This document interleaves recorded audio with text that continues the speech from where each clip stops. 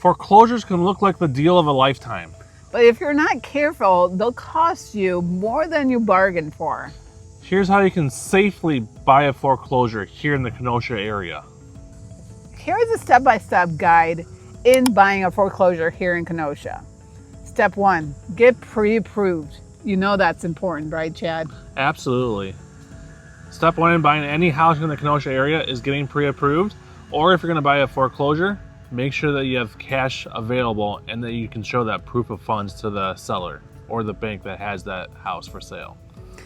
Step 2, decide what type of foreclosure. Do you want an auction house, a bank-owned house, or a pre-foreclosure, or a short sale? There are differences. Now let's go over them real quickly. So an auction house is where you go to the sheriff's sale and the sheriff is auctioning them off, kind of like you see on TV where they go really fast and say, here's a price. I can't even do how fast they auction them off. Oh goodness, don't even try. But it's where you line up outside the courthouse and the sheriff is auctioning them off. But you can't see these houses. You can't see the inside of them first. It's literally a sight unseen sale. So all you can do is see the outside of the house and crossing your fingers on what you're buying. Bank owned. So that means that the bank has already foreclosed on the house. Oh no! The bank owns the house. They probably tried to sell it at sheriff's sale already, and maybe it didn't sell for whatever reason. So it may or may not be on the market. But the bank owns it and they're trying to sell it. And usually the bank is gonna not do any repairs. So they're selling it as is.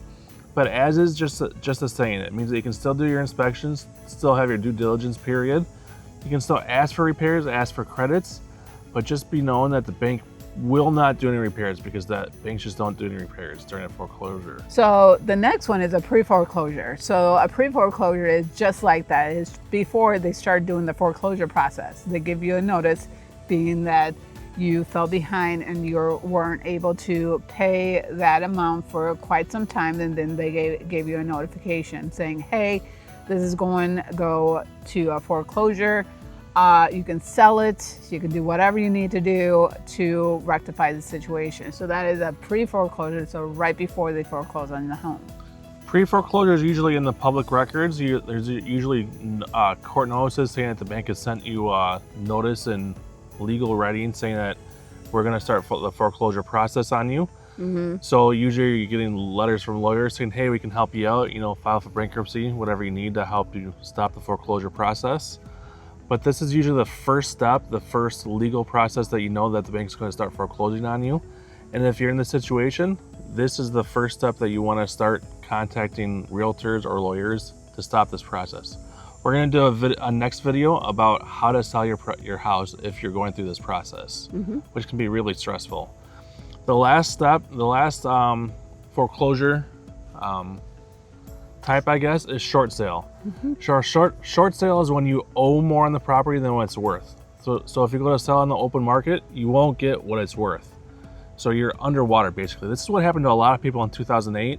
Their houses weren't worth what they could possibly sell it for. So you make a deal with the bank. You say, bank, I'm going to sell the house, but unfortunately I can't get what I owe on it. So the bank says, okay, fine, sell it for whatever you can, but you have to sell for at least this price. And you say, okay, I'll get at least that price, or at least I'll try to. The bank says, if you can get that price for it, we'll take it, and we'll let you out of your foreclosure, or we'll take that price and we'll write off the rest of it, and we'll let you out of the house. So what does that mean as a buyer, Chad? So that means as a buyer, you could potentially get a really good deal on a house. You could potentially get the house for less than market value and get a house for cheap, basically. You could potentially get a $300,000 house for $220,000, $200,000, maybe even less, depending on the house, depending on the location. And condition of the house. Depending on the condition. It all depends on a lot of circumstances. It depends on if they have equity in the house, depends on what the bank wants, depends on what the seller wants, depends on a lot of factors. Unfortunately, right now in today's market, we just don't have a lot of foreclosure in our area because a lot of people just have a lot of equity in their house. So they don't have to sell, and if they do have to sell, they have the upper hand in today's market. So step 3, work with a realtor who actually has access to the MLS and the foreclosure list. So that working with a realtor who has this list already available, you can go down those lists and start seeing properties that may be going for less than what they should be going, and giving you the deal in the upper hand. Step 4. Step 4 is research the property, the history, and make sure there's no liens on it. So that's where the title work comes in. Title will do their due diligence. They'll research the history of the property, make sure that there's no liens on it, make sure that the first mortgage is completely paid off when you take over, make sure that there's no other money owed against it, no back taxes, no back property taxes, so that when you buy the property and you now own it, it's free and clear that you don't owe anybody else any money that the previous owner may own against the property, that there's no second mortgages out against it, anything like that. That when you buy it, it's completely paid off, free and clear, and the title's free and clear and in your name now. Okay, step 5, the fun part begins, make the offer. So sometimes auctions, actually you can be able to put in the offer. However, it is the minimum amount is what they're asking for and what is going for initially. So it can go up in price as they continue with the auction until they have that end time. So you may not get that deal that you're looking for. So a house that's on auction that is starting with $80,000, that is the starting price. That means that it can actually grow as people start bidding and bidding against each other. So just be careful on those auctions. And what she means by that is that there are these auction sites where you still submit like a traditional offer. You don't really write up an offer to purchase contract. You just submit it on an online offer. You don't really see what the other people are offering. You just submit your offer, and then you kind of hope that your offer is the best and highest. But you don't really know until the seller comes back and says, hey, these are the offers that we have. Do you want to submit a higher offer or not? And then you decide from there, do you want to submit a higher offer, or do you want to stick with your offer and hope that your offer is the highest? Think about eBay for houses. Yeah, it's kind of like that. So step 6, doing your due diligence. This is where you do your inspections. You have your inspector come in, your house inspector come in, do the home inspection, just like a normal transaction. If you want the roof inspected by a roofer, if you want the foundation inspected, you can have all that done. In Wisconsin, you have typically 15 days. It can be less depending on the contract, on the offer to purchase. If you are doing a traditional loan, if you have a bank loan, then you have to have it appraised still. Sometimes if it's bank owned, banks don't allow appraisals because they don't want it to appraise low. They don't want to have to lower that contract value. So you have to look out for that when you put that offer in. See if the bank, if the owner who you're buying it from allows appraisals or not. But you do still do an appraisal if your lender requires it. Step 7, close and budget for any repairs that are needed for the house that you're just buying. So Chad, a question that I have for you. So you do your inspection and they come up with the repairs. How likely would the seller or the bank will do those repairs? If it's a bank, probably 0% chance, because banks want the top dollar they can possibly get for it. So the bank will probably almost never make any repairs to it. If it's a seller that's trying to sell because they're just starting to go into foreclosure, like it's a pre-foreclosure, I would say it's a 50-50 shot. If they want to get this house sold really fast because they want to stop the foreclosure process, they don't want that foreclosure to go on their credit record, so that they can possibly buy a house in the next year or two or rent an apartment because they don't want that foreclosure to show up on their credit record, they may make those repairs for you or offer you a credit at least so that you can make those repairs yourself and work with you at least as the buyer to get what you want as a buyer done so that they can sell the house. But a bank will not make those repairs because banks are stubborn. So how can you get the best deal out of buying a foreclosure or pre-foreclosure? So look for homes that have been on the market for a little while. Homes have been in the market for at least, I would say at least 10 plus days, but definitely homes have been in the market for 30 plus days, which I know in our market right now is really hard to find. But as we enter more of a neutral / buyer's market, it'll become increasingly easier to find.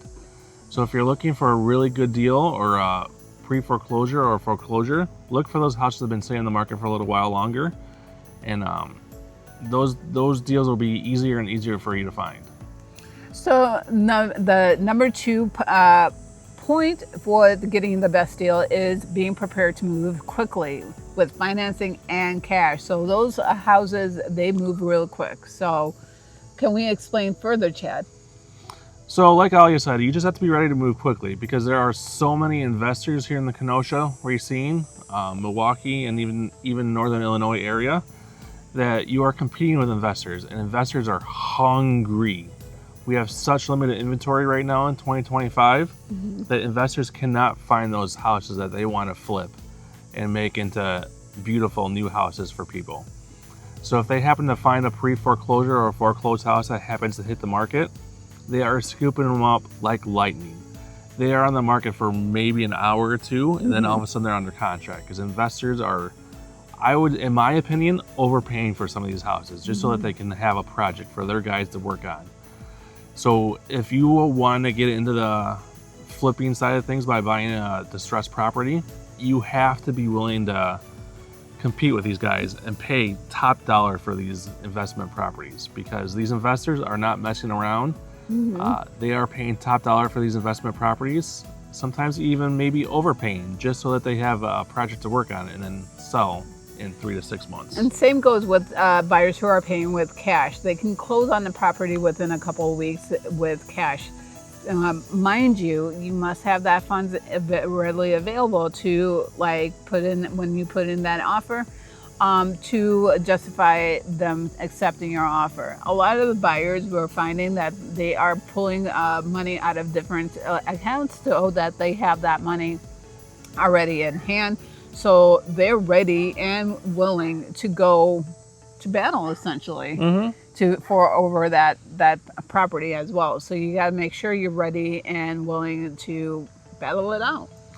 Make sure that you use local realtors. That's us, by the way, who know how to negotiate with other local realtors and banks. Banks are a struggle sometimes. And just so you know, when you're buying a foreclosure that's owned by a bank, they almost never close on time because banks like to drag their feet. But we know how to negotiate with banks and strong arm them and kind of push them along to keep on the timelines a little bit better sometimes. If you guys don't know us, we're Chad and Aalia Scott, your local Kenosha realtors.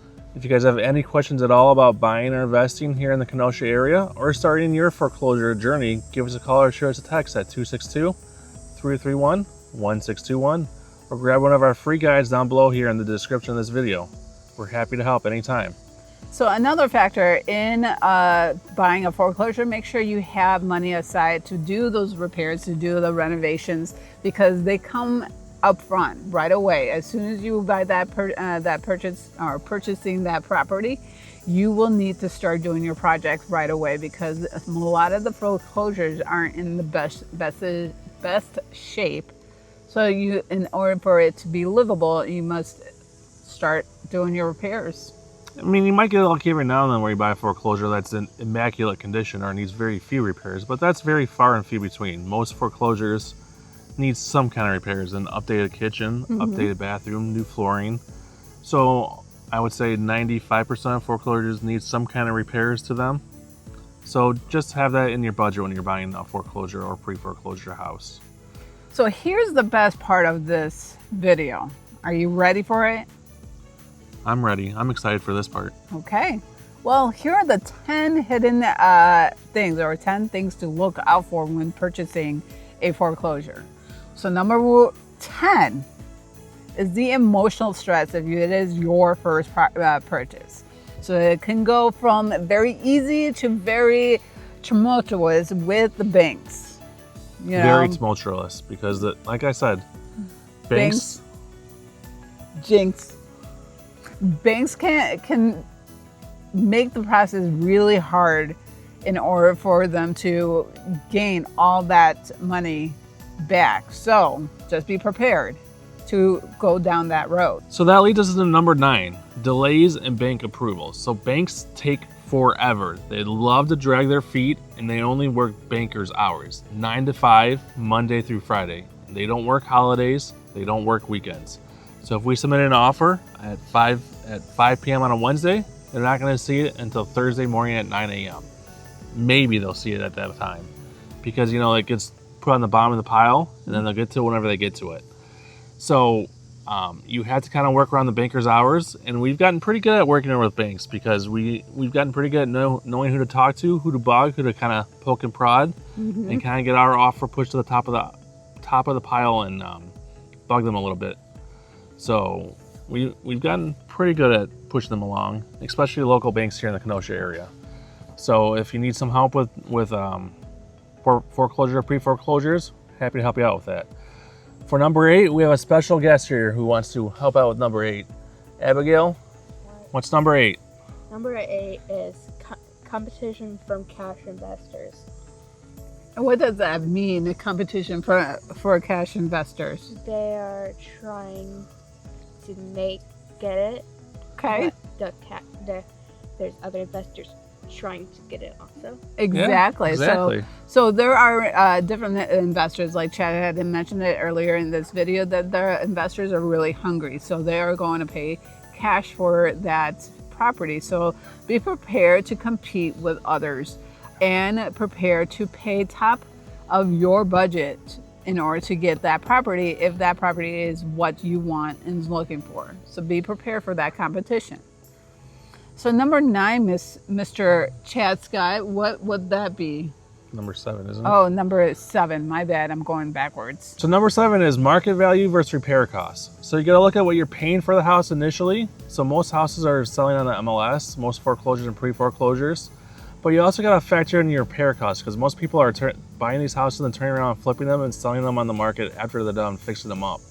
So you got to add in your repair costs and figure out how much you're going to sell it for on the back end after you're done repairing everything. Are you actually going to make money, or are you going to lose money after you put in all this money repairing it after you bought the house? So you got to factor that in after you've made all these repairs and sunk all this money into the house and you sell it again. Are you going to make money or lose money? What's number 6, Aalia? All right, so number 6, things that to look out for. If you are not a cash investor or a cash buyer, you will probably be financing the property. Just so you know, most lenders won't finance poor conditioned house. So if the house is falling apart, a lender will not approve your offer or approve your loan for purchasing that house. Thereby, you cannot afford to get that house. So kind of keep in mind that as well of the condition of the property if you are financing, because that will be a challenge of to find that foreclosure or pre-foreclosures in order to be approved with your lender. So number 5, Chad. Number 5, I mentioned this earlier in the video. If you're buying a house at auction, there is limited to no inspection period. Usually you can only look at the outside of the house, maybe look through the windows, but you can almost never actually go inside the house and see the condition of the house on the inside. You can only do a visual inspection outside the house. So keep that in mind if you decide to buy a house at a sheriff's auction. You can't go inside the house, you don't know what you're buying, it's just kind of crossing your fingers and hoping for the best. So number 4 is if the homes are already occupied and there's an eviction already started, you're going to accrue that cost. They're going to tack on that cost onto the final sale of the house so they can recoup, the bank can recoup that cost. So be watchful if the house is still occupied and that house is going through foreclosure or pre-foreclosures and the eviction process is begun. So you're going to accrue or pay for that cost at the end. Or even if it hasn't begun, if you have to evict the tenants yourself, you have to pay for those eviction costs yourself to evict those tenants. So if it's occupied, you have to get those people out of there somehow if you don't want tenants in there anymore. Number 4. Number 3. Number 3. Yep. Extensive repairs. So some of these foreclosures are in pretty rough shape sometimes.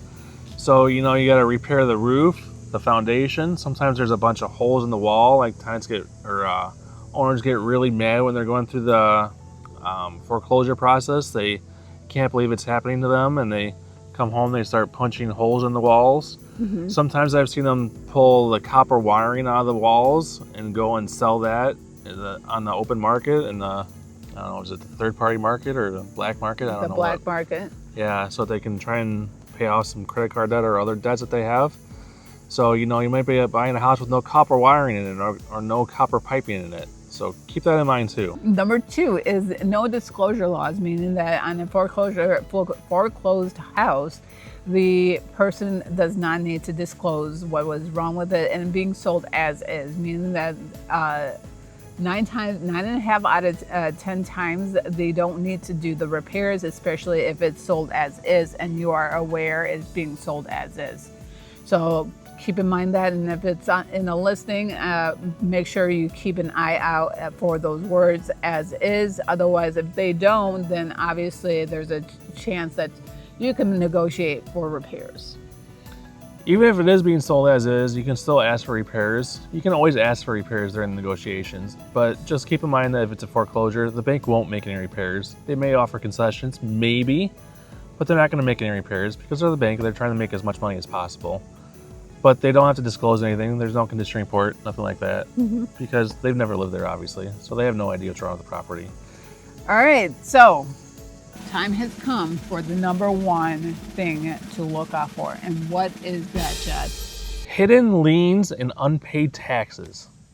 So even though title companies do their very, very best to root out everything that could possibly be put up against the house, occasionally, now very occasionally, on rare occasions, they miss something, like unpaid taxes, unpaid property taxes, or unpaid child support that may be up against the house or something like that. And you buy the house and you're like, what the heck is this? There's property taxes that are still owed against the house, and they're coming after me now as the new buyer. It doesn't happen very often. I would say maybe 1% of the time, maybe even less than that percent of the time. Usually title companies find everything that is up against the house, but it does happen every now and then. So keep that in mind when you're buying a foreclosed house, that you could be buying a house that has back taxes owed against it. And if it's not found, as a new owner, you are liable for that. So be careful on that number 1 option. If you're considering buying a foreclosure in Kenosha, give us a call or shoot us a text at 262-331-1621. We're happy to help anytime you're ready. or check out the links in the description for your free buyer's guide. Hope they have a fantastic rest of the day, and we'll see you in the next video.